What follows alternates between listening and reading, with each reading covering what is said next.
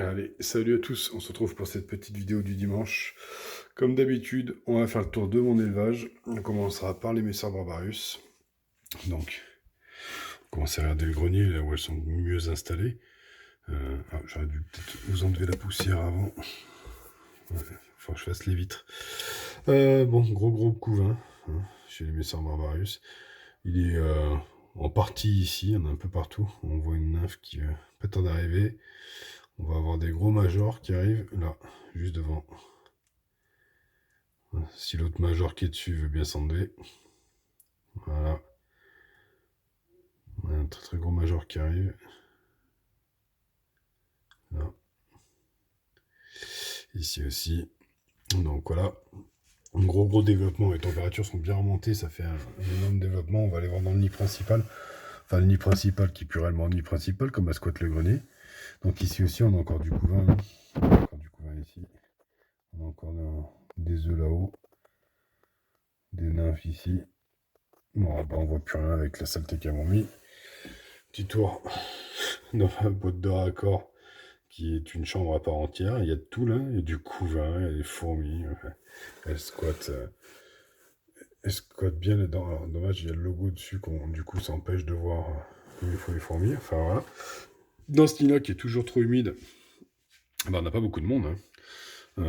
Vous voyez, j'arrive pas à le faire sécher celui-là par contre. Alors, je suis étonné comment ils tiennent bien l'humidité. Je pensais qu'avec le plexi, ça aurait tendance à se déshumidifier rapidement, mais non, hein, il y a des grosses gouttes d'eau.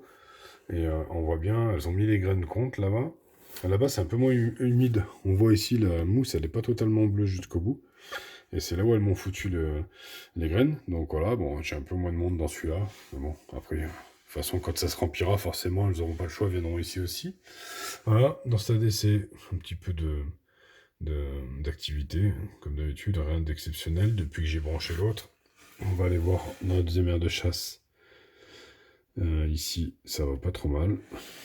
Elle se cache là derrière en ce moment. Je sais pas ce qu'elle me fout là derrière. Je sais pas si elle essayerait pas de creuser le plâtre par ici. Là. Je sais pas si elle essaie pas de creuser le plâtre. Le problème, c'est que si elle creuse là, ça leur donne accès à la mousse oasis qui est sous la montagne. Donc je risquerais de les voir aller à l'intérieur du sol de l'aire de chasse. Des potoirs. Voilà. Un petit peu de cadavres.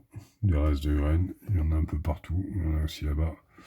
Donc ça avance bien. Hein. Ça avance bien. Quand tout ça va naître, ça va faire du monde en plus. Hein. Donc voilà. C'est sympa. Ici, on a un peu des graines qui sont venues stocker ici. Donc voilà. Non, ça se passe super bien chez la Messer Barbarus. Je me fais plus de soucis. J'ai toujours levé mon humidification là-bas. Toujours le même principe. Mon nid était beaucoup trop humide. Je suis en train de le sécher. Ça prend du temps. Donc voilà. On va descendre parce que je vous les ai sortis. On va aller regarder mes Messer Structor. Mes Structor qui commencent à être un peu plus actives. Voilà. On les voit dans l'aire de chasse. Elles m'ont fait un petit dépotoir ici. Voilà. Elles m'ont stocké les graines ici. Et après, on a la partie nid. Donc ici, on a la reine qui va beaucoup mieux. Voilà, elle bouffe le coton. Et ici, au milieu, on peut voir, alors est-ce que j'ai une mise au point, des larves et une belle petite grappe d'œuf. Donc tout doucement, même mes instructeurs redémarrent. Donc c'est pas mal, ça fait plaisir. Je vais la remettre tout l'été parce qu'en fait, ce que je fais, c'est que je la mets à côté des Crantatus. Du coup, elle est légèrement chauffée. Donc ça va peut-être lui filer un petit coup de main pour en démarrer. Et en tout cas, une belle grappe d'œuf. Ça faisait longtemps que je n'en avais pas vu comme ça chez Mastructor. Je la remets en place. Alors, je vais dézoomer en attendant. En attendant, je vous laisse avec le Crantatus qui marche au plafond pendant que je range mes Structor. Alors, tout faire à une main, c'est pas évident. Alors, oula, ça y est, j'ai foutu le bordel. Voilà. J'ai failli décrocher le tube. Donc, du coup, quand on est chez elle, on va aller les voir. Elles sont un petit peu plus nombreuses dehors. Voilà, on a 3 qui se prennent de chasse. Alors, je fais gaffe parce que j'ai pas d'anti-évasion ici, qui fait que si j'ouvre les couvercles, elles peuvent se barrer. Donc voilà, toujours chauffé à 27,5. On va aller jeter un petit coup d'œil dans leur nid. Voilà, à squat une salle. Donc ce nid-là, il a été humidifié dimanche dernier. Bon, je l'avais énormément humidifié, un peu trop, je pense. Du coup, elle squatte ici. De temps en temps, elles vont faire un tour là-bas, mais je pense que c'est un peu trop humide. Je vais attendre qu'il sèche parce que je l'avais vraiment détrempé au début parce que j'avais l'impression que ça humidifiait pas. Et en fait, j'ai tellement eu de condensation sur le bout du nid là-bas, c'est que c'est bien humide. Donc voilà. Donc normalement, elles étaient 11. Alors j'en ai une dernière de chasse. 2, 3, 4, 5, 6, 7, 8, 9, 10, 11, 12. Hein. Alors attendez, parce que les comptées, elles bougent. Alors il y en a une qui est partie là-bas, une au fond, une, 2, 3, 4, 5, 6, 7, 8, 9, 10, 11. Oui, c'est ça. Elles sont toujours 11 du coup. Donc j'ai dépassé Benoît de la chaîne La Vie de mes fourmis, qui lui en a plus que 9. Hein. On s'est lancé gentiment un petit concours à tous les deux, voir quelle colonie grandirait la plus vite. Et ben je suis en train de prendre de l'avance. Et puis voilà quoi. On a un couvain sympathique. Donc là, on a 4 cocons qui vont arriver rapidement. On a des belles larves. Et on a surtout une très très très belle grappe d'œufs. Vachement plus pratique ces nids à plat pour observer les fourmis. Hein. Je peux zoomer un peu mieux. Alors du coup, je tremble un peu. Pas d'énormes physiogastries sur ma gine. J'en ai vu qu'il y avait des très très grosses physio et pas la mienne.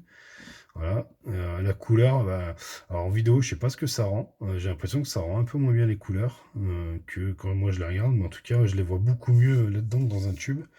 Et elles ont l'air d'avoir toutes bien mangé.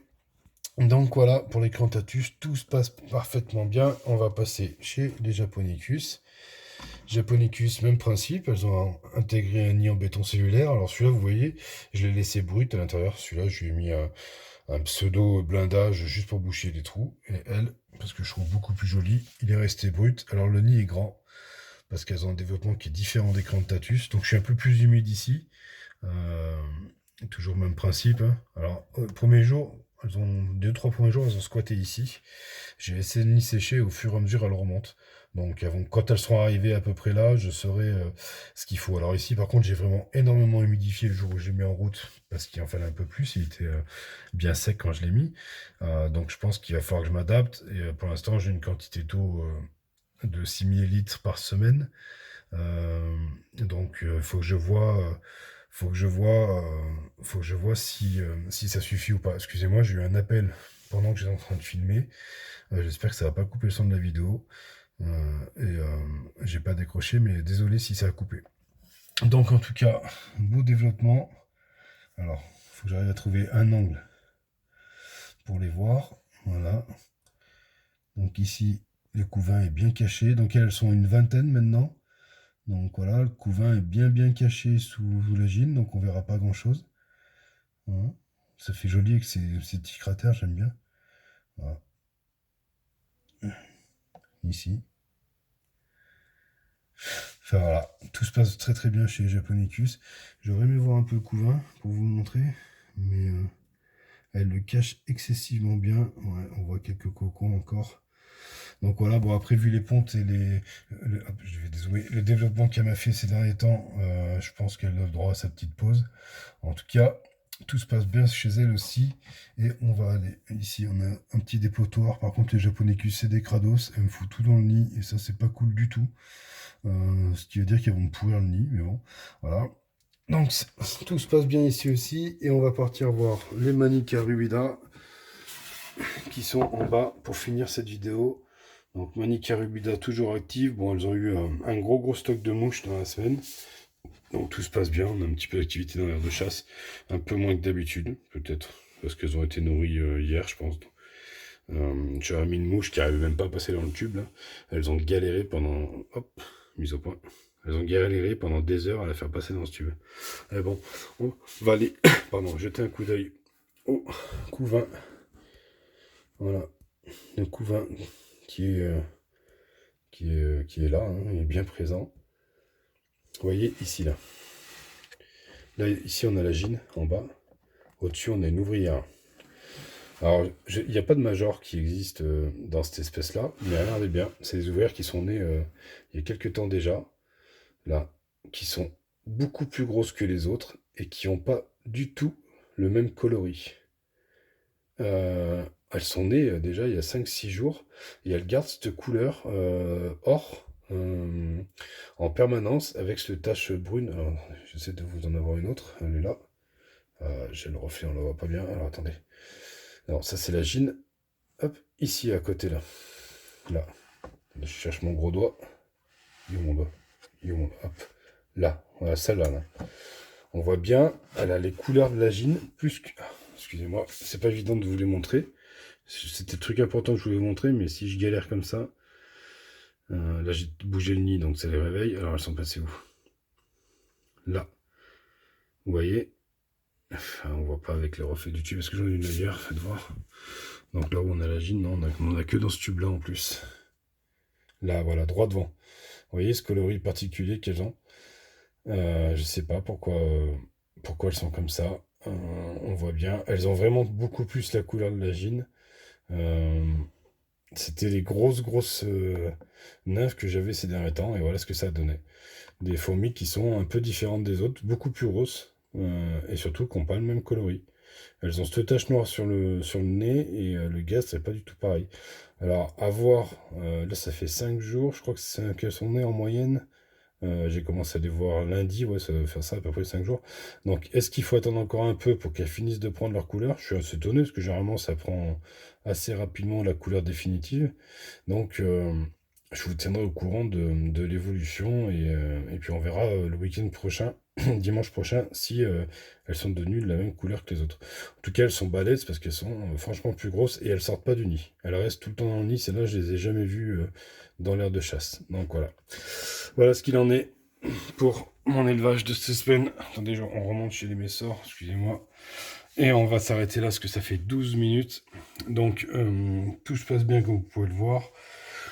Il y aura certainement une nouvelle espèce dans quelques temps à la maison, une nouvelle Camponotus. Je vous en dis pas plus, vous verrez ça. Je suis pas décidé de quand je vais la prendre et à quel moment elle sera là, mais elle va remplacer en fait ma colonie de Messor Structor que je vais pas garder et que je vais donner à quelqu'un dès que le confinement sera fini. Donc voilà. Surtout qu'elle a repris sa pente, ma Structor, donc je suis bien content. Donc une nouvelle espèce viendra rejoindre mes rangs de mes campos. Je vous en dirai... Oh, on vient de voir passer la gine, tiens. Je vous en dirai un petit peu plus de temps en temps. On va profiter pour voir Madame la gine, qui croise Monsieur le Major, qui est aussi gros qu'elle. Donc voilà, elle s'enfuit. Hop. D'ailleurs, je sais même pas si elle squatte pas là en ce moment, imagine, parce que je la vois nulle part et je pense qu'elle squatte ici. Donc voilà, je vous tiendrai au courant. Je vous souhaite un bon dimanche à tous. À bientôt, à dimanche prochain. Ciao, ciao.